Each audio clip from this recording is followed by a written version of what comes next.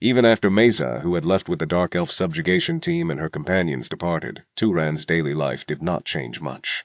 He worked on building his body with Haram, his combat and martial arts instructor, practiced weapon skills, rested, and trained in magic. The only difference was that he no longer had a companion to train magic with during the evenings. Because of that, the evenings felt a bit lonelier. Thus passed 4 weeks and 2 days since Turan had stayed at House Berg. In the highest floor of the mansion, amidst a chaotic workshop cluttered with various magic artifacts, Mello, Ashiz's older brother and the house's master craftsman, handed an item to Turan. Having locked himself away for the past month to create it, Mello's face looked gaunt. Here it is. The magic artifact was in the form of a bracelet made by braiding several long, thin leather straps like a plait and wrapping them with a layer of dull blue metal.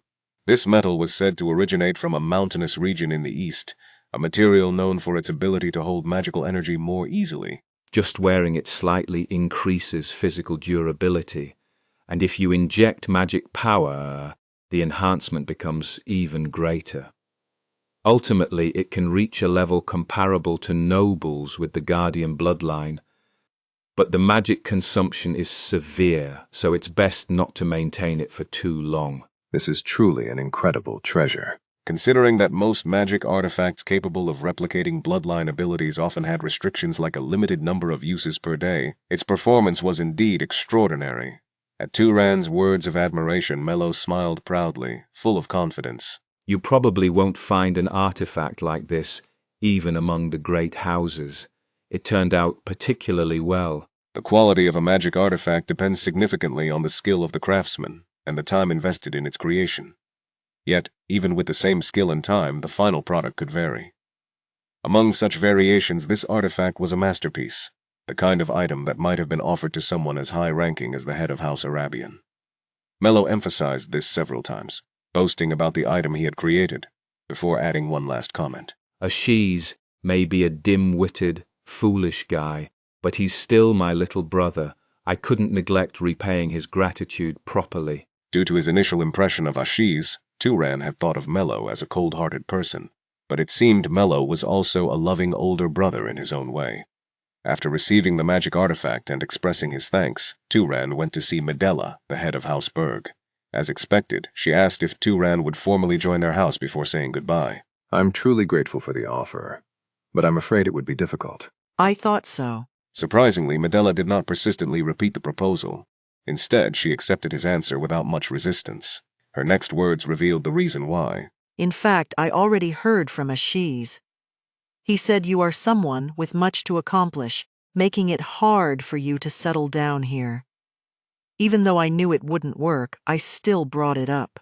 Consider it the lingering hope of an old woman. It seemed Ashiz had already hinted at this to the family head in advance. Turan bowed politely and expressed his gratitude.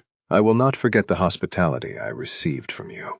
Ashiz and House Berg will always be my friends. That's enough for me. Although she had expected his answer, Medela could not completely hide her disappointment. A faint trace of sadness appeared on her face. After the conversation, other members of House Berg, especially those who had grown close to Turan, were waiting for him. Take this. Haram abruptly handed over a dagger. It was a size that could be conveniently carried as a utility tool in daily life, yet could also serve as a weapon if necessary. It's a magic artifact. It doesn't have any extraordinary features, but it's sturdy and keeps its edge well. Though it was not particularly valuable as a magic artifact, barely better than the magical lamps scattered throughout House Berg, it was still an exceptional gift for a disciple he had taught for only a few weeks. Thank you. Turan understood why Haram had gone out of his way to take care of him like this. Among the nobles who largely disdained hand-to-hand combat, Turan was the only one who had faithfully absorbed the teachings that Haram had pursued his entire life. Out of respect, Turan used a title he didn't normally employ. Master. Haram's lips twitched slightly, then he immediately turned his head and walked away. Perhaps he didn't want to show an expression he couldn't control. Next, Ashiz, Turan's friend at House Berg, approached with a bright smile, holding out a set of well-prepared clothes, a shirt, pants, and a cloak. The clothes seemed comfortable to wear, made from durable materials with no unnecessary embellishments. What's this? You said you envied my clothes before, remember? I took the time here and there to prepare these. They don't get dirty easily, and minor tears will fix themselves. Turan now understood what Ashiz had meant a few days ago when he said it was a good thing he had gotten things ready in advance. Given that Ashiz often spent his afternoons with Turan, going out to see plays or other such activities, he must have prepared these in the mornings or evenings whenever he had spare time. Realizing the effort and care behind this gift, Turan found it difficult to immediately express his gratitude. Ashiz. You're a good friend, Turan. Not just because you saved my life, but because watching how you live has made me think a lot. Ashiz confessed his honest feelings. At first he had harbored a secret envy for Turan's exceptional talent, but he had also been deeply impressed by the way Turan, despite his gifts, never wasted time and constantly worked to improve himself. Ashiz admitted that he had realized how lazily he had been living his own life. He added that, starting with making these clothes, he planned to dedicate himself once again to mastering the art of crafting magic artifacts. And when the Dark Elf situation calms down, I'll go on another pilgrimage. This time, to safer places. Turan nodded and mentioned another of Ashiz's companions. When you leave again, don't forget to take Tilly with you. Of course. Tilly, Ashiz's magical beast companion, was as intelligent as most humans and strong enough to rival a noble. Unless Ashiz faced another extreme situation, he would likely not find himself in danger again. So where do you plan to go now? Ashiz asked. First to the east. Carmine? Yeah. Turan said. If you traveled eastward from the Takin Plains, you'd eventually arrive at the port city, governed by House Carmine. Though smaller than Houses Arabion or Zahar, it was a great house with a long history and formidable strength, known for its bloodline abilities that controlled water and ice. I've been there once before. If possible, don't board a ship. I got curious and tried it once. Those waves are an absolute nightmare. At Ashiz's warning, Turan chuckled and shook his head. Unfortunately, Turan had no choice but to board a ship and face those waves. His destination was the lands of Zahar in the Enril Desert, far to the southeast across the sea. Well, you're no kid, actually. You are a kid. But you're still more mature than I am, so I'm sure you'll manage. Stay safe. Don't die. All right. After sharing a final embrace with Ashiz, Turan stepped out of the mansion. It was now truly time to leave the cradle. As Turan left the city of Zabalin, he felt the chilly autumn wind wrap around his face. The golden wheat fields of the Takin Plains, which had once stretched endlessly, had already been harvested, leaving only stubble behind. When he first descended into the world, it had been late summer. Now winter was just around the corner. Running eastward, Turan used the breathing techniques he had learned from Haram, techniques suited for long-distance running. Exhale twice in rhythm with his steps, then inhale twice. With the strength in his much thicker thighs, it felt as though the ground itself pushed back to propel him forward. The speed he achieved was incredible, beyond the reach of even nobles from Arabian who could fly, or those with similar movement-related bloodline abilities. Travelers and patrolling wizards crossing the plains caught glimpses of Turan, but didn't dare approach to ask who he was. After running for half a day, Turan paused to rest, then began running again. By the time evening arrived, he stopped, and prepared a meal using the hardtack jerky and a few dried vegetables he had brought along, boiling them into a porridge. He had been worried that his palate might have grown too accustomed to luxurious food, but fortunately the simple travel food suited him well enough even after such a long time. After filling his stomach sufficiently, he lay down in the middle of the plains, covering himself with his cloak, and for some reason he started laughing. It hit him that, just like when he had first descended the hill, he was once again a wanderer without a single place to call home. But what was different this time was that Turan's heart was no longer as empty as it had been back then. The friends he had made, the mentors who had taught him so much, just those things alone made his journey to this world worthwhile. With such thoughts he passed his days and nights, running for 2 days straight. Finally, the vast plains under Arabian's control came to an end, revealing several rugged mountain peaks and the dense forest that covered them. The area resembled the region where Turan had previously encountered the Dark Elves. It was under the influence of Arabian, but not formally governed by them. Turan first activated detection magic, which he had nearly sealed away since entering Arabian's territory, to search for magical beasts. He scanned for traces of creatures far larger than their common counterparts, using wolves, deer, wildcats, and raccoons as references. It didn't take more than a few minutes for him to locate a target, a wild boar. Following the traces, Turan found the magical beast pacing around angrily, snorting heavily. Its tusks were unusually long, likely specialized for impaling its enemies. When Turan shouted, Hey. The boar whipped its head around and, in a rage, charged straight at him. A furious, ear-splitting squeal tore through the air.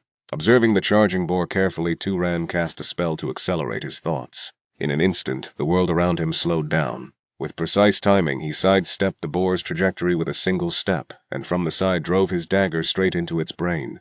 The magical beast collapsed on the spot, so this is how it feels. In his sparring matches with Haram, he had always been on the receiving end of a beating, so he had never realized. But hunting with his body like this was actually quite fun. Of course, the boar wasn't much of a challenge. It could have been killed with a single throw of a stone. Still, Turan needed funds for his upcoming sea voyage. After absorbing the magical power from the dead boar, though as expected it was nothing significant, he butchered it and skinned the hide. With a bit of time, he could have handed it to a tanner, or if not, sold it whole. Either way, it would fetch a decent price. He grimaced at what he found next. The unexpected issue was the sheer size of the hide, as large as a person, making it inconvenient to carry around. Though Turan's strength was more than sufficient, balancing the hide required both hands, and its bulk obscured his vision. Thus, rather than carrying it all the way to the port city as he had initially planned, Turan detowered to a fairly large nearby village and sold the hide there. Selling something that was so clearly from a magical beast caused a bit of a commotion, but Turan managed to get rid of the cumbersome load and earn 20 gold coins in return. With his burden lightened, Turan ran non-stop for 2 more days, passing through 2 cities along the way. By then, he estimated that he wasn't far from the territory of House Carmine. It was then that a strange scent caught his nose. At first, it was the smell of ashes left after a fire. If that were all, he could have assumed it was just from a passing traveler's campfire. But the intensity of the smell was overwhelming. If this was a campfire, it would have taken dozens of trees to produce such a smell. Moreover, it wasn't just the smell of burning vegetation. There was the stench of burnt animal flesh as well, making Turan wonder if it could have been a forest fire. But as he approached, he found something far more horrifying than he had anticipated. Inside a half-burned and collapsed wooden stockade lay the ruins of what appeared to have been a typical village. Could this have been the result of a magical beast attack? As Turan ventured further inside, he quickly realized that wasn't the case. In the village square, he found charred corpses tied tightly together. This was undoubtedly the work of humans, or a similarly intelligent race driven by malice. He hadn't heard any reports about dark elves advancing this far. If that were the case, Ashiz, knowing Turan was heading east, would have certainly warned him about it. As Turan pondered how to make sense of the chaos before him, he detected a faint trace of a living person's scent through the stench.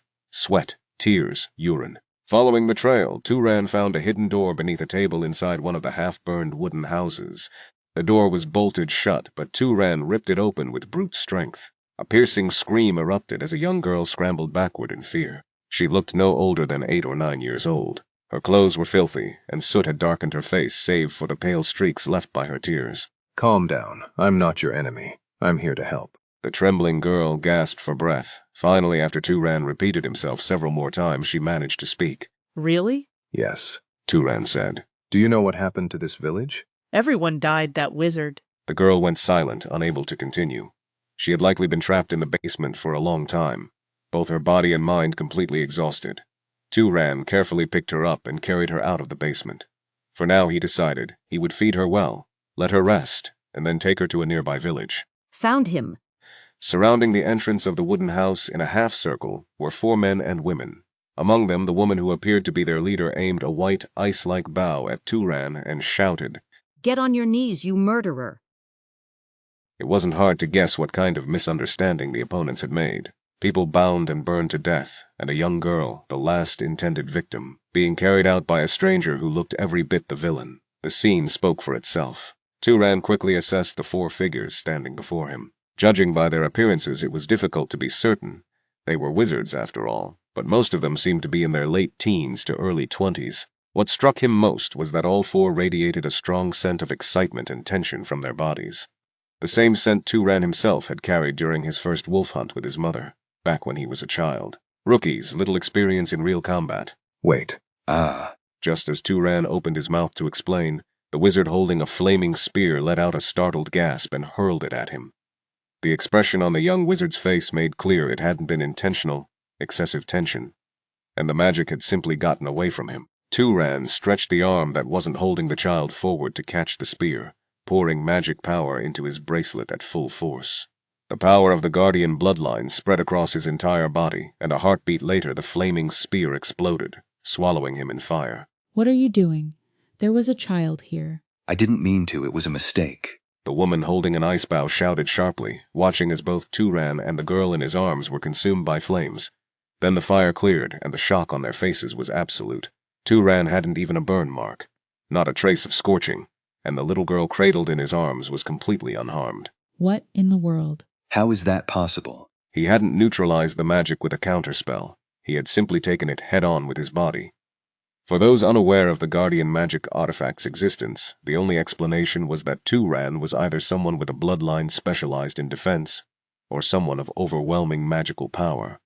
Noticing the fear settling into their expressions, Turan lowered his voice and let the weight of it do its work. I'm not the one who attacked this village, but if you attack again, I'll start defending myself. His sharp glare landed on the spear thrower first. The young wizard quickly dropped both hands, making plain he had no intention of resisting further. A moment later, the woman with the bow lowered her weapon as well. Visin. Turan. Every conflict begins with a failure to understand one another. Even the simple exchange of names eased the tension considerably. Visin, the woman who had been holding the bow, fixed her gaze on Turan and asked, How can I trust you? When this girl wakes up, ask her. She seems to have seen the real culprit. She saw the pyro executioner? Pyro-executioner. Don't tell me you don't know. Turan's questioning look prompted Visin to raise an eyebrow, skeptical, but she began to explain. For the past few months, a deranged wizard had been periodically attacking remote villages throughout the region, binding people and burning them alive. The wizard had earned the name Pyro-executioner, and a lord from a nearby city had issued an extermination order, but with no survivors, not even the culprit's gender was known. That was, until today. Until Turan had pulled one person out alive. Then this girl might be able to tell us something. Turan glanced down at the child in his arms. She's unconscious now, but when I first found her, she said it was a wizard who did this. He carried her to the attic door, laid her down gently, and covered her with his cloak. The strange standoff among the group held for 30 minutes. Then the girl opened her eyes. Are you awake? Where is this? Your home. Turan kept his voice soft, careful not to alarm her, and offered her water from a leather flask. The girl took a moment to find her bearings, and the weight of what had happened settled visibly across her young face. But she steadied herself, and at Turan's gentle urging, began to recount everything she had seen of the culprit.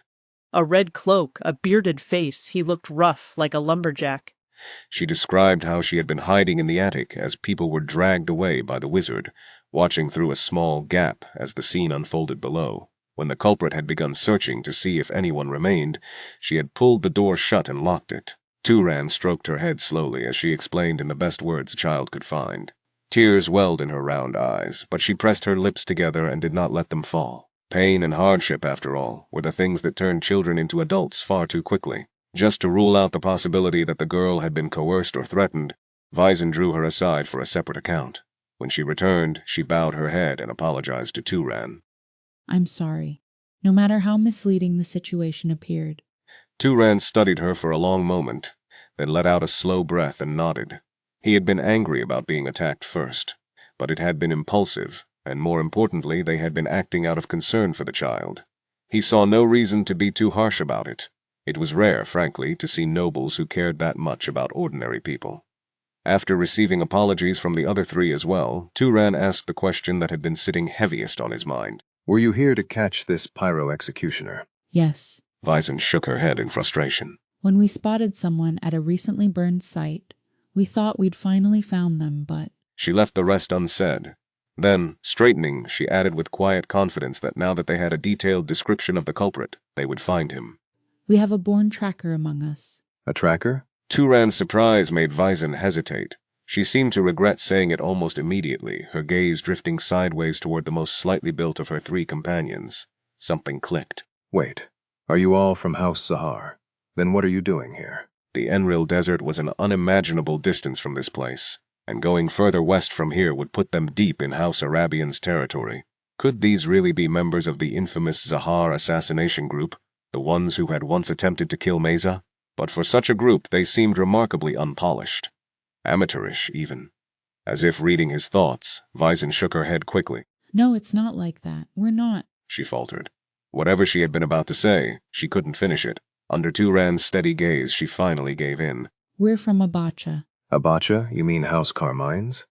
Visin Carmine. She gestured to the others in turn. And these are friends from vassal houses. Turan found it an extraordinary coincidence that these 4 had come from Abacha, the very port city he was traveling toward, the stronghold of House Carmine. Though considering that this village largely fell within Carmine's sphere of influence, it wasn't entirely random. Aisha Bison said, nodding toward the small-framed woman. is a descendant of a family that intermarried with Zahar nobles several generations back. Her bloodline manifested weakly, so while she's skilled in detection magic, she's not particularly adept at concealment. The bloodlines of great houses, shaped through the fusion of many lineages, sometimes degraded over time, often resulting in only a single ability surfacing from the original lines. Such cases were called primitive bloodlines, and great houses rarely bothered to recover individuals carrying such diluted blood. The likelihood of a degraded bloodline growing powerful again through another fusion was simply too low. I don't know why nobles of House Carmine would be hunting wizards out here, Turan said. but it doesn't seem like a prudent decision, especially without knights. If you were a noble, even from a minor house, wouldn't you normally travel with some measure of armed escort? Whether for protection or, as Turan had long despised, as a buffer of expendable bodies. Visen's group exchanged looks of disbelief. Well, coming from someone who travels entirely alone. I can fully take responsibility for my own safety. The words came from Turan without hesitation. Given that he had just absorbed a direct hit from a flaming spear without flinching, no one seemed inclined to argue the point. Besides the 4 of you. Judging by your looks, you're not very old. Did you even get permission from your house to leave? The way they flinched answered the question before any of them could speak. It was certain now. These 4 were runaway nobles who had left without authorization. What other reason would young nobles have for wandering through dangerous territory, without a single knight accompanying them? Give up on this wizard hunt and go back home. It's dangerous. The pyro executioner, from what Turan could tell, seemed to be of mediocre skill. The fact that he only targeted defenseless rural villages said as much. But this group was so inexperienced that Turan found himself genuinely concerned they might lose to a subpar wizard. If he were to fight these 4 himself, it wouldn't take more than 10 minutes. It wasn't simply a matter of raw magical power. Their lack of real combat experience was evident from every angle. That's not an option. Vysen shook her head and laid out their circumstances plainly. They were individuals who had been pushed aside within their respective houses, lacking innate talent, or sitting too low in the succession hierarchy to matter. As a result, the family's steady supply of magical power necessary for growth had never reached them. The magical beasts that sustained the family were prioritized for members with exceptional potential, leaving these 4 with no choice but to build their strength and achievements on their own, out here in the world. It was a common problem across the great houses. The stronger the bloodline, the higher the likelihood of producing noble-level wizards. But there simply weren't enough magical beasts to sustain everyone. Pilgrimages like those Ashiz undertook were one solution, but the costs and safety concerns made it impossible to offer that path to every member. The number of available knights for protection was equally limited. Turan, would you consider helping us hunt the pyro executioner? The 4 of us struggle with magical power, but we'd give you the entire bounty. Or I could even transfer my share of magic power to you. What are you saying, Nuna? Ani. Don't say stupid things. I'd rather give up my share. The other 3 erupted at once at Vysen's offer, and the dynamic was instantly clear. She was their leader, and they weren't going to let her sacrifice herself without protest. The sight reminded Turan of Midan, the head of the beast hunters he had met in Murray City. Do you have any idea how strong this pyro executioner actually is? We're certain he's at least noble level. Some of the villages he attacked had knights stationed there. They were all killed. That was why the lord of the nearby city had not yet managed to bring him down. Knights alone couldn't handle him. It would take a noble, perhaps even a househead, to intervene directly, but there was no way to track him. No one knew where he lived or what he did in between attacks. His timing and targets were entirely random, making it impractical to station forces and wait. If he were like the savage monkey-type magical beast that had once roamed the northern reaches of Baltus, attacking anything that moved, he would be simple enough to locate and eliminate. But human villains, that was what made them more troublesome than magical beasts. All right. Turan thought of the beast hunters he had once seen torn apart by rabbit-type magical beasts, and the hollow feeling that had followed. If these 4 had been complete strangers, it might have been different. but he had spoken with them long enough now that he knew he would feel the same kind of regret if they ended up dead. It also didn't sit well with him to watch a self-proclaimed shepherd fail to protect the sheep and lead them to their deaths instead. And above all, if the pyro executioner turned out to be stronger than expected, it would be a valuable opportunity.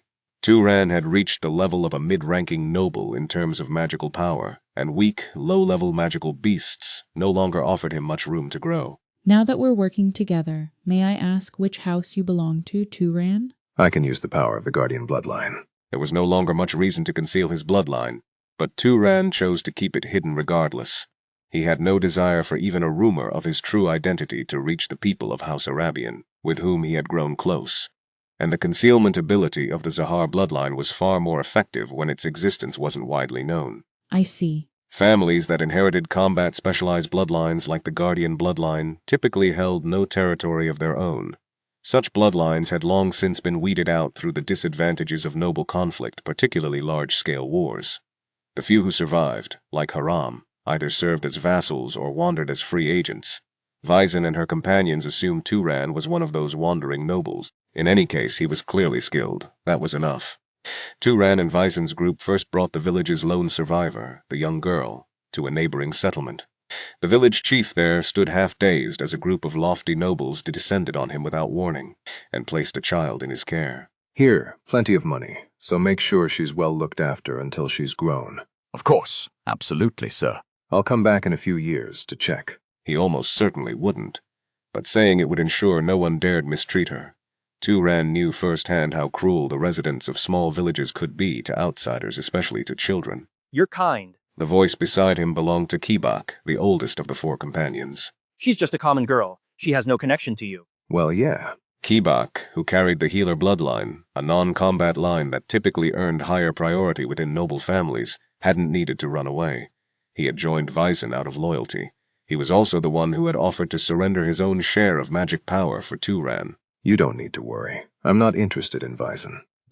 What? Your behavior makes it obvious. Kibak's face flushed with embarrassment. To be honest, Turan hadn't worked it out purely from behavior. It was the scent of arousal that Kibak gave off whenever his eyes found Vyzen.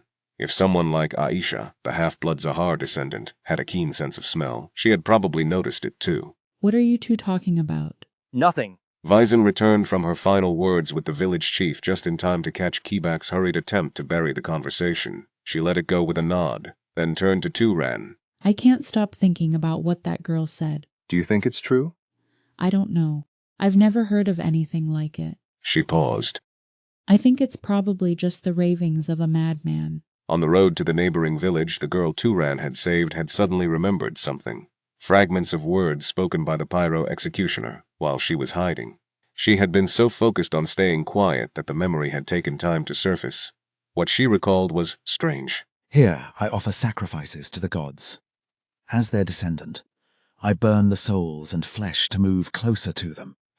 The wizard had reportedly been shouting this while he killed the villagers, proclaiming that he was transforming into something closer to the divine. That was the testimony the girl had given.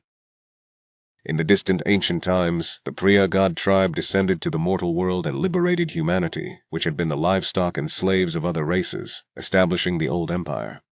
Although the empire eventually collapsed for unknown reasons, leading to a world dominated by various wizard families, all humans still worshipped them as gods. The first teachings written in the scriptures dedicated to these gods discussed the relationship between wizards and humans. Humans were to serve wizards, while wizards would rule over and also care for humans. While the emphasis between ruling and caring varied depending on the houses and individuals, this framework was largely adhered to. If the ramblings of the pyro executioner turned out to be true, many wizard families would likely find themselves in conflict between divine teachings and reality. On the way back to the burned village, Vyzen, the group's leader, and his companions debated this topic. One voice began. No matter how you think about it, it doesn't make sense. Honestly, if something like that were possible, someone would have already tried it by now. Another spoke up. Exactly. There's no shortage of crazy bastards in the world. A third continued. But the divine bloodline has been spread throughout the world for thousands of years. Unless they're from another race, it's not like people have no magic power at all, right? It's just at a level where they can't use it properly. Well, if you trace it back far enough, everyone would have at least one wizard in their ancestry. If killing ordinary people to extract magic power became possible, the world would become several times more brutal than it already was. Every time a war broke out, enemy houses' commoners would be rounded up and massacred, or those driven into a corner would kill their own subjects to gain power and mount a desperate counterattack. Of course, if such a method truly existed, it would likely have become widely known long ago. Even the mere superstition that ordinary humans could become wizards by hunting magical beasts had already produced countless beast hunters. Eventually, Weisen's group became divided over two opinions. Two of them argued that there was no need to investigate something that was obviously bullshit and suggested killing the suspect immediately. The other two thought it wouldn't hurt to find out more and proposed subduing the person and interrogating them first. In the midst of their heated debate, someone turned to Turan, a quiet, capable presence who had been listening from the edge of the group, and asked, "What do you think, Turan?" Let's attack with the intent to kill first. If we can subdue them, we'll try to do that then. While he had no intention of using a method as horrifying as gaining power through killing people, Turan thought it would still be better to know such a thing if it existed. After all, just ignoring uncomfortable truths wouldn't make them disappear. As their discussion wrapped up, the ruins of the burned village came into view. We're here. "Then shall we start the pursuit, Aisha?" Aisha, the group's tracker, answered brightly. Yes. Weisen continued. "Take the lead in the search. I'll take the rear, with Gil and Keyback in the middle. Turan, please cover the back." Understood. Responding to Weisen's request, Turan briefly glanced at Gil, the youngest and most inexperienced of the four, the man who had earlier misfired the flame spear. Gil possessed the beast tamer bloodline, which allowed him to tame magical beasts, but he didn't even have enough magic power to keep useful magical beasts at his side. I'll start looking now. Aisha widened her eyes and scanned the area. The most immediate search conditions that came to mind were likely footprints of a human male or red fabric. Turan thought the former would have too many traces within the village, while the latter wouldn't leave many clues unless the clothes had been snagged and torn somewhere. How exactly are you conducting your search right now? Aisha replied carefully. I first track the footprints of a human male, and when it leads to a main road, I search for the scent of ash. If he didn't change clothes or anything, there should still be traces of ash on his clothing. Her method of tracking was quite professional. Why hadn't they been able to find the culprit like this before? Thinking about it, it was likely because they couldn't determine the gender of the target at the time, which posed a significant problem. While men tend to wander around outside more than women, doubling the potential targets to search for would have been quite the challenge. Moreover, this was also the first time they had managed to find the scene of the crime so quickly. How many times did they repeat the cycle of tracking, resting after their magic power ran out, and then resuming the search? As the day began to darken on their 13th attempt to follow a trail, Aisha suddenly exclaimed, I found it. "Wait, Aisha. Slow down a bit." The group chased after her as she dashed ahead, only to arrive at the entrance of a natural cave. The cave was far too small for a person to live in, barely large enough for small animals to pass through. Here? It doesn't look like anything bigger than a cat could fit in here. Wait. Turan passed through the murmuring group and pushed aside a boulder that was set to one side of the natural cave. With the aid of magic power, the boulder, large enough to accommodate two people, toppled over with a thud, revealing a sizable entrance. This is likely how he's been coming and going. Wow. Turan kept his voice low. The sound of the boulder rolling was too loud. It must have echoed inside as well. Weisen pressed on. "But we couldn't just leave the entrance closed. Let's head in." With a battle imminent and their target's location confirmed, the group adjusted their formation. Turan and Weisen took the lead, while the other three followed behind. Creating a small glowing orb of light with magic to illuminate the surroundings, Weisen asked Aisha. "Is there someone inside?" There is one person. Weisen lowered his voice. "Must be the culprit.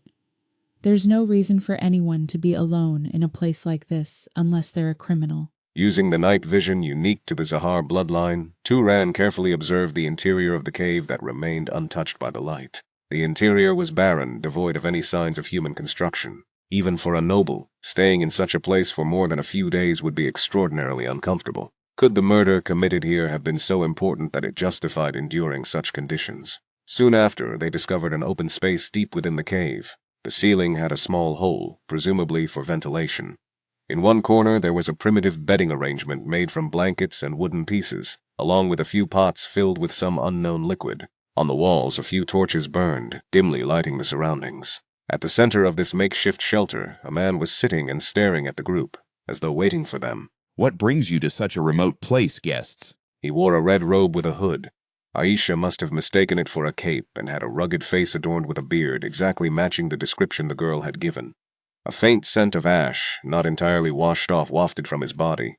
Aisha whispered softly to confirm. He smells of ash, it's him. At that moment, Turan felt an inexplicable sense of familiarity in the man's gaze as he looked at them. Those strangely clear eyes carried an uncanny resemblance to the gaze of Maidan, the beast hunter which had crossed Turan's mind not long ago. If it weren't for the different facial features, he might have thought it was the same person. While Turan was pondering this oddity, Vyzin, who seemed to have lost some confidence after his earlier mistake, notched an arrow on his ice bow and asked, He's likely the culprit, but just to be sure, let me ask. Are you the murderer who's been abducting and burning the residents of nearby villages? At Vyzin's question, the pyro executioner tilted his head as if he didn't understand. I don't quite know what you're talking about. Seeing his opponent's hand stretch forward, Turan immediately activated accelerated thinking and his guardian magic artifact. At the same time, twin detonations erupted on both sides of the spot where they were standing, a wall of scorching pressure slamming outward from the corners of the cave where sacks filled with an unknown black powder had ignited. Ah! What the... Thanks to Turan's use of the guardian magic artifact, and the fact that he unintentionally acted as a shield for Vyzin, the two of them were unharmed.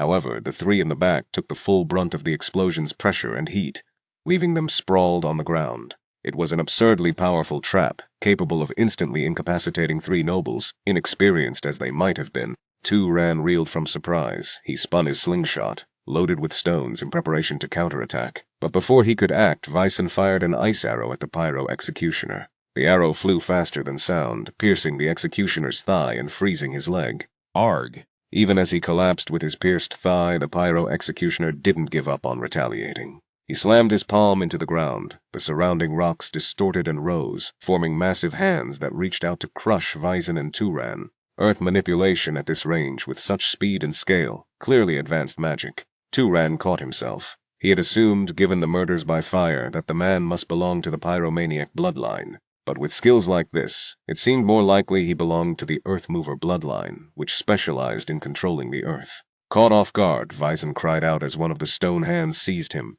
Turan, however, was able to narrowly avoid being caught, thanks to his accelerated thinking, which allowed him to react quickly and dodge out of the way. Immediately, Turan released the prepared shot from his slingshot. A sharp crack split the air as the stone struck the pyro executioner's right hand. It shattered on impact. A ragged scream tore through the cave. Turan advanced, rubbing his left hand together twice.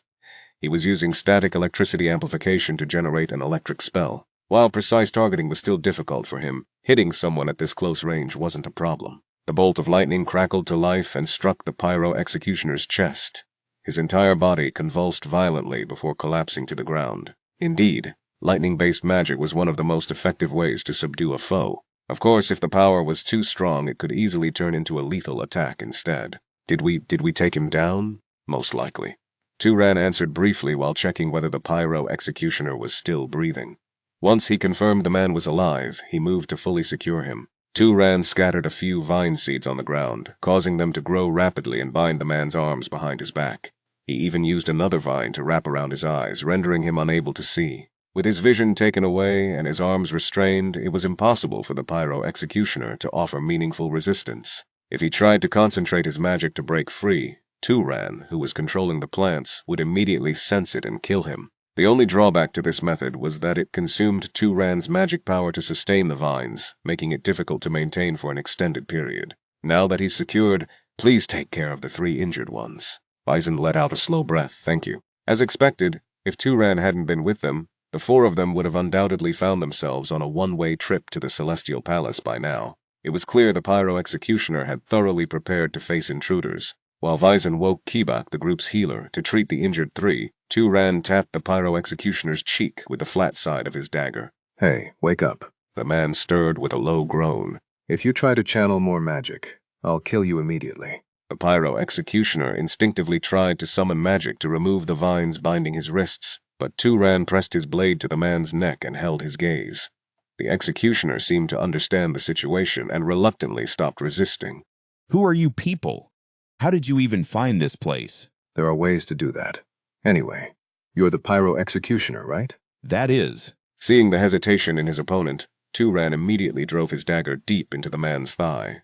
A rough scream echoed throughout the cave. Answer me, quickly. What reason could there be to show mercy to a mass murderer who had burned hundreds of ordinary people alive? At Turan's growling voice, the pyro executioner broke. Tears spilled from his eyes despite them being bound by vines, and he nodded his head. At that moment, Vyzin and the others, having finished their healing, approached from behind Turan. You subdued him with vines? I didn't know a noble with the Guardian bloodline could do something like this. Turan cut the speculation short. For now, let's focus on asking him what we need to know.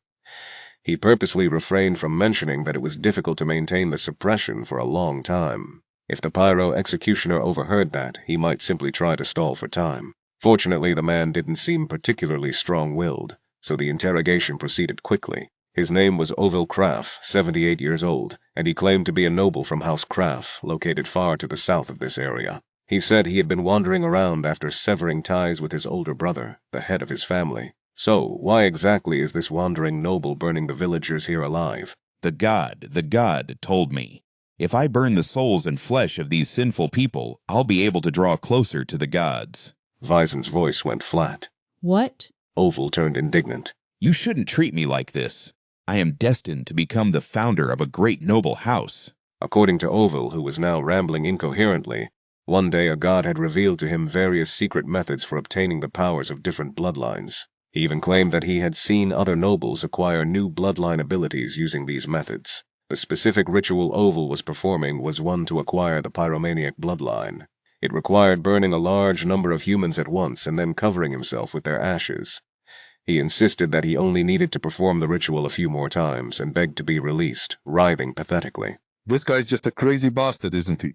Vyzin agreed flatly. Exactly. Ovil's absurd and ridiculous story earned nothing but mockery from Vyzin and the others. But Turan couldn't bring himself to laugh. His thoughts pulled inward.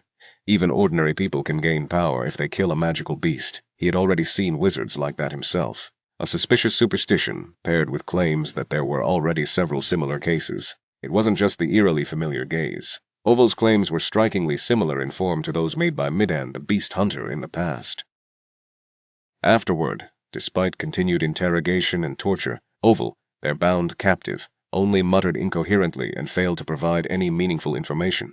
When asked which god had informed him, he repeatedly answered, It was a god. When questioned if there were others like him, he replied, I've seen many. He simply repeated such responses over and over again.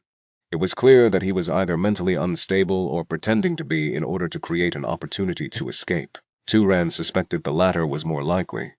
If he truly wasn't in his right mind, he would have instinctively used his magic power to break free from the vines, only to be killed by Turan in the process. In any case, regardless of which it was, there was no longer any reason to keep him alive. Moreover, maintaining his restraints had consumed a significant amount of magic power. After exchanging a brief signal with Vyzin, Turan slit Ovil's throat with a dagger and killed him. Watching the scene, Gil, the youngest among Vyzin's group, grimaced and let out a low groan. What's wrong? No, it's just... Muttering about how killing a defenseless person tied up like that felt like slaughtering livestock, Gil looked uncomfortable. To this, Vyzin sighed and rebuked him. Don't say something so stupid. If we'd made even the slightest mistake, we all could have died here. Do you feel sympathy now? And think about how many people that bastard killed. Even dragging him along alive and making him suffer more wouldn't have been enough. It's difficult enough dealing with nobles with this kind of skill level. Kibak, another member of the group, added. As Kibak said, there weren't many ways to subdue a wizard, especially one who was a noble and certain of their death. Even if their eyes and hands were restrained, they could still light fires and shoot them in all directions. To prevent this, you would need to restrain them with a magic artifact that suppresses magic power, a very rare item, or have a noble several levels stronger directly suppress them. Alternatively, continually incapacitating them with lightning spells or physical attacks could work.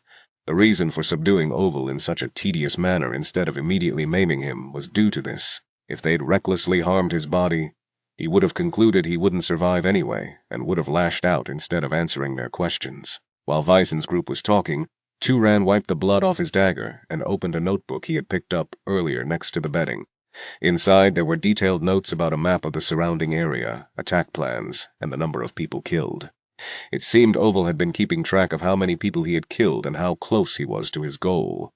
This notebook could serve as evidence to prove that he was a pyro executioner. If that wasn't enough, they could call upon the young girl they had rescued from the village as a witness. Additionally, toward the back of the notebook were several unknown formulas. Judging by the names of plants and minerals written there, it seemed to be recipes for the solutions placed in a corner of the clearing.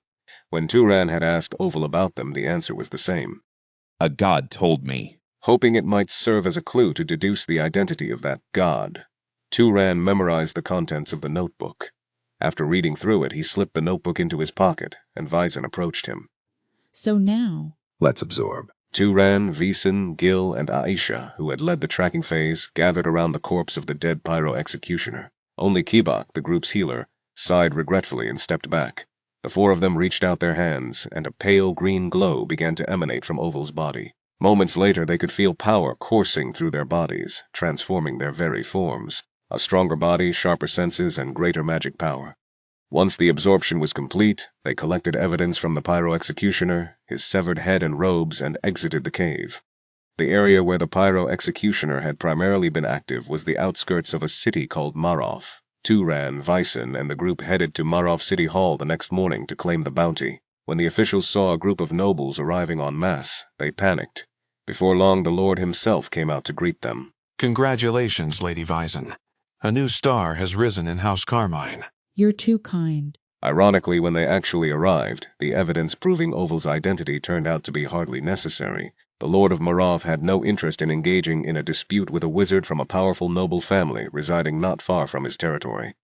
Perhaps the Lord calculated that, if the captured pyro executioner turned out to be a fake and more incidents occurred, it would serve as leverage to gain favor with the nobles. Thus, after spending a day as honored guests in Marov City, they received a bounty totaling 1,500 gold coins. Since they had agreed to divide the bounty fairly in exchange for sharing the absorbed magic power, Turan's original share was 300 coins. However, the distribution was adjusted slightly, and Turan ended up receiving half the total bounty, 750 coins. Although Turan had done almost all the fighting, the contribution of Aisha in the tracking phase and the importance of Vysen's reputation during the bounty claim were also considered. 750 gold coins. The problem was the sheer volume and weight of them. The old goatskin bag he had used when coming down the hill had long since been discarded. The one he currently carried was made from the hide of a magical beast, purchased at a shop in Zabalin. But even the finest bag has its limits in capacity. At this rate, he needed to either find a place to offload the coins or hire someone to carry his load. Surely, the cost of traveling to the Enril Desert wouldn't require this much. So we're planning to wander around and hunt some magical beasts. What about you, Turan? I'm planning to head straight to Abacha. Ah. At Turan's refusal, Vysen's group displayed a somewhat mixed reaction, both regretful and relieved. If Turan joined them, hunting would undoubtedly become much safer and more convenient. However, one of the four of them would have to give up absorbing magic power. Before parting ways, Vysen approached Turan and spoke in a low voice. As I mentioned yesterday, what that guy said. Yes, I won't go around blabbering about it. On their way to the city, Turan and Vysen's group had agreed to keep the pyro executioner's claims a secret. Whether it was the truth or a lie, they believed it was a story that could unnecessarily plunge society into chaos. Turan hadn't fully shared his suspicions with her. They weren't close enough for that, and he also found it hard to explain those peculiar eyes. Unusually clear eyes was the only way he could describe them, but how many people in the world had clear eyes? In any case, investigating the matter right away wasn't feasible. Even learning the truth about his own birth was already overwhelming enough. After taking one last look at the group of runaway nobles heading west, Turan turned and began walking toward his destination in the east. As he traveled east with his now heavy bag, he began to feel a damp breeze blowing against his face. He also noticed a peculiar salty, fishy smell he hadn't encountered before. The damp air already suggested fire magic would be difficult here. As expected, when he conjured a flame in his palm, he found that the fire's intensity and the magic power consumption had both worsened. On the other hand, creating and freezing water in the air became surprisingly easy. Additionally, since he had heard that the North Sea was often cloudy, he increased his practice of lightning spells that could summon bolts from the sky. In the process, he accidentally startled a few passing groups who fled in a panic upon seeing him. Turan's steps finally came to a halt when an endless expanse of vivid blue water unfolded before him. The grand ocean known as the North Sea, called the ceiling of this world, came into view. He breathed out a soft sound of wonder. Although he had seen illustrations of the sea in books before, seeing it in person made him realize that no illustration could capture even half of its majesty. The dazzling light of the sun, high in the sky, shimmered on the surface of the water in a breathtaking display. Turan stood there, stunned, staring at the ocean for a long time. Eventually, he snapped out of it and began walking along the shoreline. Not long after, a massive peninsula jutting out toward the east came into view, along with a harbor lined with dozens of sailing ships. Turan had arrived in Abacha, the stronghold of House Carmine and the largest port city along the North Sea. Hurry up and unload that. Yes, coming right away. You dumb bastard! I said unload it quickly, not carelessly. If you drop it and it breaks, I'll kill you. The harbor of Abacha was a place where the term full of energy felt like an understatement. Despite the weather edging closer to early winter, the sailors worked shirtless, sweating profusely as they carried cargo. Their shouts and curses echoed everywhere as if they were racing against time. As Turan wandered further, he noticed an enormous fish hanging from the side of one of the sailing ships. Judging by the harpoons embedded in its body, it seemed to have been hunted. Most likely it was a magical beast that had evolved from a sea creature. Books claimed that the magical beasts of the ocean were far larger than those transformed from land animals, and this certainly seemed to prove it. After leaving the bustling harbor, Turan spotted a relatively quiet fruit stand. Because Abacha traded with distant regions, the stand displayed a variety of fruits Turan had never seen before. Welcome. What can I get you? Give me a handful of those. Recalling memories of Murray City, Turan chose small brown fruits. As the fruit vendor scooped them into a bag, he quoted a price of 1 silver coin for them. That's too expensive. This here's a date. They only grow in the far-off Enril Desert. Of course they're expensive. They were shipped here by boat. The fruit vendor, who seemed to recognize Turan as an outsider immediately, spoke with a sly tone as he packaged the goods. Having no room to haggle over 1 or 2 silver coins, Turan handed over 1 silver coin he'd earned from hunting magical beasts in Murray City, along with 2 bronze coins, the coin sizes being smaller compared to the local currency, and purchased the dates. He then asked, I've been wanting to visit Enril. Do you know where I can find a ship headed there? A ship to Enril? Most of the ships going there are trading vessels. You'd have to ask the captains of those directly, but it won't be easy. Whether the vendor was a naturally kind person or simply in a good mood after selling the dates, he provided a detailed explanation. He explained that trading vessels typically filled their holds to capacity with goods, leaving no room for passengers. Allowing passengers aboard would mean less space for cargo, so captains would charge a steep price for the inconvenience. Where can I find these captains? I'm not sure. But they're probably busy during the day. Try looking for them in the evening at taverns. You might be able to get in touch with them through their crew. Thanks for the advice. Leaving the fruit stand, Turan wandered around Abacha City, sightseeing for a while. He even found a decent theater and watched a play, only to realize that the day had grown dark by the time he emerged.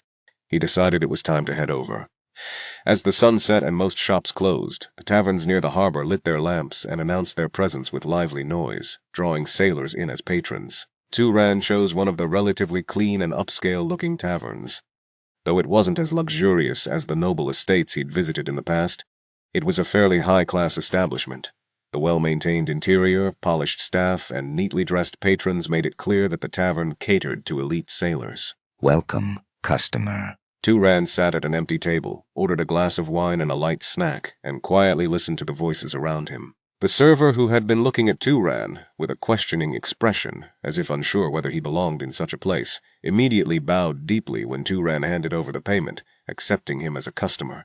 After savoring a rather upscale set of cheese and wine by the tavern standards, about 30 minutes passed before the topic he was waiting for came up. 2 men, seemingly in their 30s, sat nearby in drunken conversation. One leaned toward the other.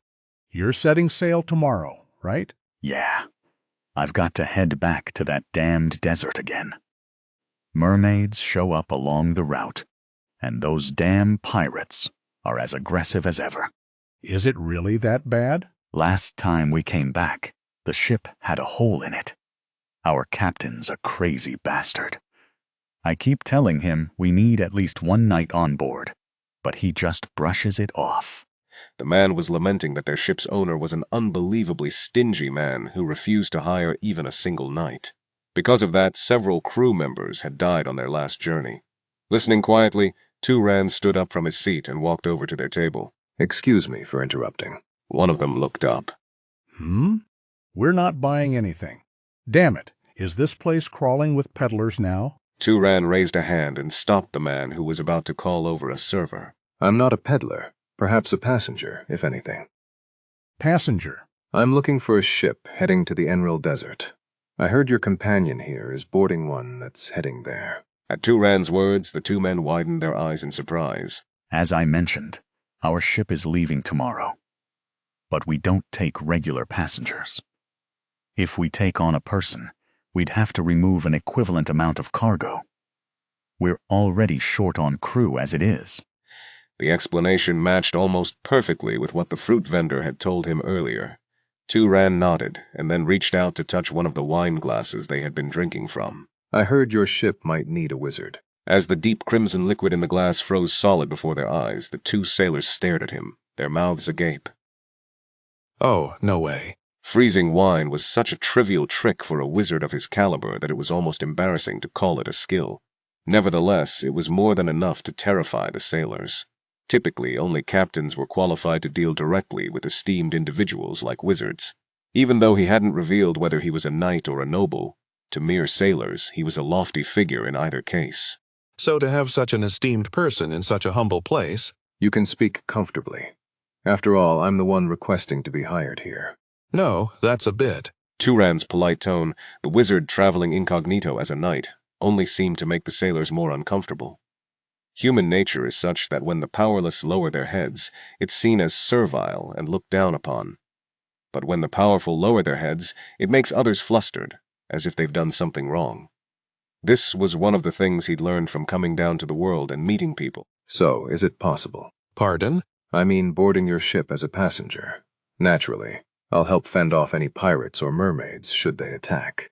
That's not something I can decide on my own. Then I'll need to meet your captain. I'll call him immediately. At Turan's request, the sailor who had mentioned he was headed for the Enril Desert hastily got up from his seat.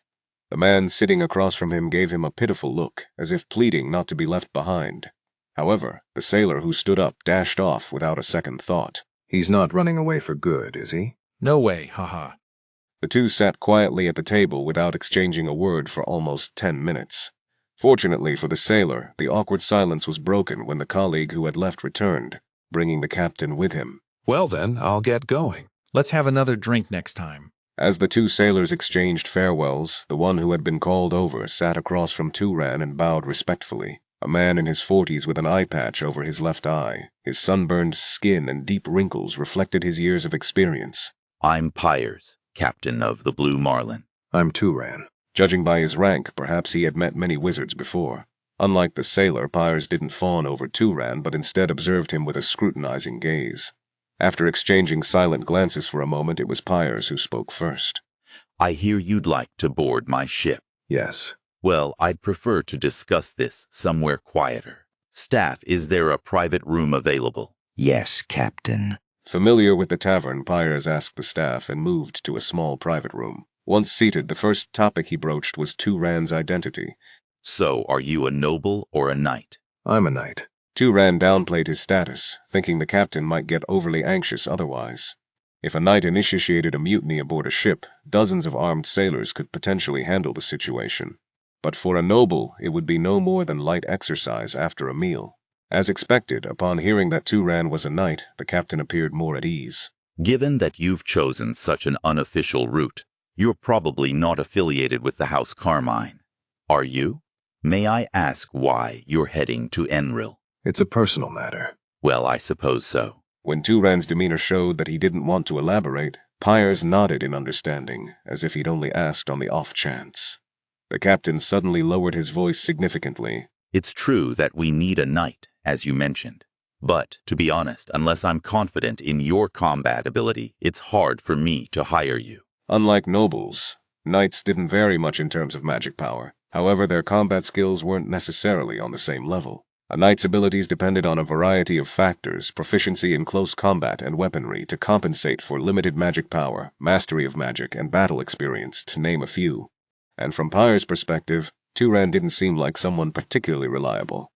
The youthful face, which appeared to be no older than around 20, bore not a single scratch, and the only weapon he carried was a dagger hanging at his waist. If there was any redeeming factor, it was his well-built physique, which suggested he had trained his body to some extent. By skill, how should I prove it? I'm not a wizard, but I do know a few essential skills that those who work at sea must master. Can you handle water and ice? It just so happened that these were the very techniques Turan had been practicing during his journey. Turan called over a staff member and had them bring a glass of water. In front of Pierce, he performed a light demonstration. Starting with manipulating the water back and forth, he then rapidly vaporized it, froze it, transformed the ice into various shapes, and finally moved the ice around effortlessly. Though it was insignificant compared to the water and ice manipulation abilities of the House Carmine bloodline, it was enough to satisfy the captain. Impressive skill. Have you worked at sea before? No, this is my first time at sea. The captain's expression wavered as though he wasn't sure whether to believe Turan's words. After a moment, Pyers nodded and spoke in a gloomier tone than before. Well, your skills seem sufficient. However, as I mentioned before, our ship's budget doesn't allow for paying a knight the wage they deserve. Apparently, the ship owner hadn't allocated the funds to hire a knight to act as a guard. Turan nodded in acknowledgement. I have personal reasons for traveling to the Enril Desert, so I'd be content even with a low wage. In truth, he was willing to pay for the passage if necessary, but he didn't mention that. No need to spend money if it wasn't required. At Turan's response, Pyre's face brightened slightly, but his expression still remained serious. And one more thing. I apologize, but I'd only be able to pay you the wage after we arrive. Why is that? We currently don't have any money. Pyres explained that most of the ship's funds had been spent on purchasing the cargo currently loaded on the vessel. Only after arriving at the Enril Desert and selling the cargo would they have any profit to spare. Judging by how he was still talking about such conditions, despite Turan's offer to work for a low wage, it seemed they truly didn't have any money. Well, that's fine with me. Wonderful. It's an honor to work with you. But as soon as Turan agreed, Pyres' previously serious face broke into a bright smile. Seeing such an expression on the rugged, one-eyed man with his stern appearance, Turan couldn't help but chuckle to himself. At the very least, the captain didn't seem like a bad person. After finalizing their negotiation, Turan received a recommendation from Captain Pyres for a well-maintained inn nearby and spent the night there. Since it seemed unlikely he'd have quality meals on the ship, he decided to order the best breakfast course the inn offered the next morning. Your meal is ready, sir.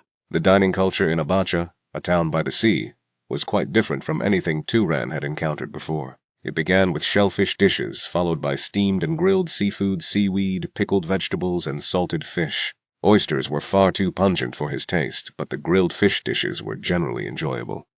After finishing his meal, Turan had some time to spare, so he visited the bookstore he had scoped out the previous day and bought 2 books.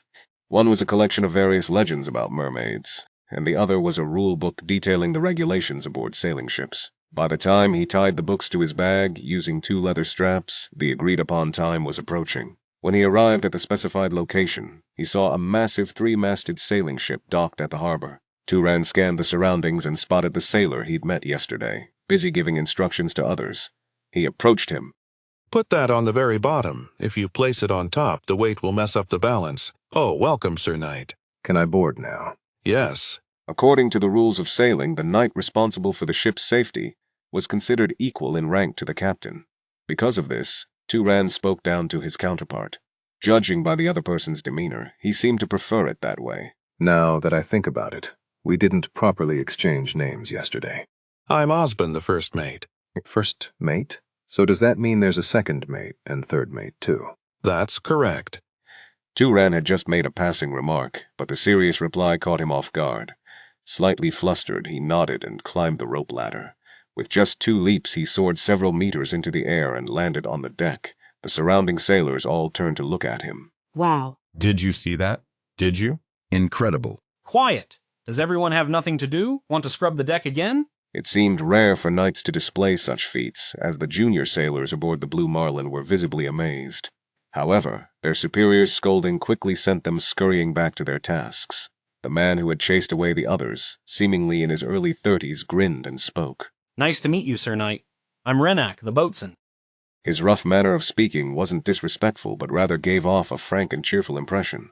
Renak, with cheeks flushed as if from drinking, rubbed his face and welcomed Turan aboard. Honestly, all the men who died during the last voyage were under my direct command. That fucking shipowner bastard treats hiring new crew as if it's the same as patching a hole in the ship.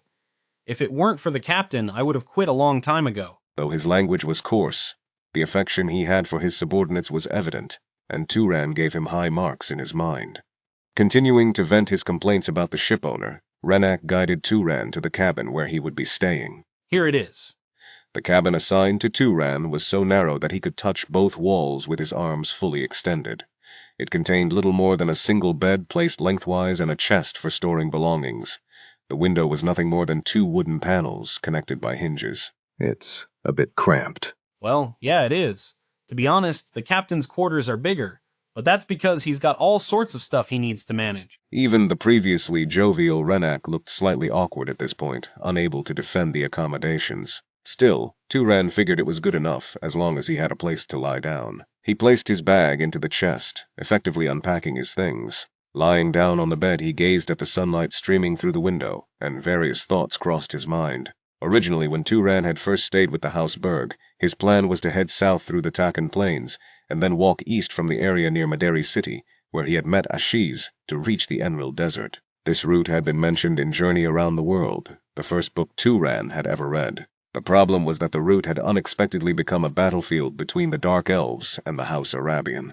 If caught by the Dark Elf army, he would likely be torn limb from limb and turned into a meal, and Arabian wouldn't be any more welcoming to an unidentified wizard wandering near their warfront. Under these circumstances, Turan had chosen an alternative route, heading straight east to the North Sea, then taking a ship southeast to land on the northern edge of the Enril Desert. I wonder how Meza is doing. The Princess of Arabian, who was likely in the middle of the war with the Dark Elves by now. That dry, skeletal lady was a powerful force that Turan couldn't even think of defeating in his current state. But no matter how strong a wizard might be, no one was invincible. Once he reached the Enril Desert, he thought it might be worth gathering some news about that situation as well. That war, as it happened, was already well underway. In front of the burning fortress, the Dark Elf warriors shrieked with a bizarre, keening fury as they charged toward the Arabian knight, standing his ground against them. They were beings who, lacking spirit energy, could not wield undead spirits. In human terms, they were no different from commoners. However, their strength and agility were not much different from those of seasoned knights. This was due to the inherent gap in the physical capabilities of their respective races. That was likely why, in ancient times, they had trampled over humanity and reigned supreme before the Priya god tribe descended. Ha! As he infused his sword's speed and power with magic power, the body of one dark elf was split in half. The next one that leapt at him was scorched in the face by a burst of flame, and then he swung his sword again. But there were far too many of them to take down all at once, 2, 4, 6. His arms and legs became sluggish as the endless attacks from the Dark Elves slipped through the gaps in his defense, occasionally cutting into his magically reinforced body. In his dizziness from the blood loss clouding his vision, a long sword came crashing down toward him. At the moment he felt death was certain. A deafening thunderclap roared from the sky, followed by a bolt of lightning piercing through the Dark Elves. A wave of terrified screams rose from the survivors. In the now darkened sky, a woman with a gaunt, skeletal face soared downward. Meza Arabian, the princess of House Arabian, had unleashed a bolt of lightning which split into dozens of branches, instantly burning the Dark Elves to death. Thank you, my lady.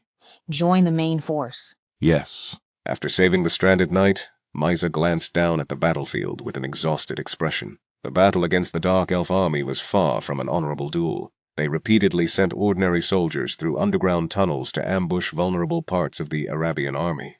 The knights killed in these skirmishes were dragged underground, turned into undead spirits, and used as combat assets by necromancers. There was no warrior among the enemy strong enough to face Meza directly, but her overwhelming power was useless against an opponent who refused to meet her head-on. Meza, are you hurt anywhere? No, Uncle. Meza nodded slightly in greeting as Kadram Arabian, the half-brother of the Arabian family head, and the vice-commander of this punitive force, flew toward her. Don't overdo it. You're far more precious than the lives of a few knights. This much is fine. More importantly, What's the situation on the battlefield? Despite Mesa's curt tone, Cadram maintained his smiling demeanor as he answered. Not bad. At this rate, we'll likely recover this area soon, though we still haven't found their tunnels. Let me know when you do. I'll go deal with it myself. You should take a break. Before Cadram could even finish his sentence, Misa used magic to lift herself into the air and swiftly flew off in one direction. The gentleness from moments ago was gone. Cadram clicked his tongue and glared at the spot where she had just disappeared. Such a rude girl, brother. You have raised her too carelessly. His expression darkened. At this rate, she'll end up just like her mother and her siblings.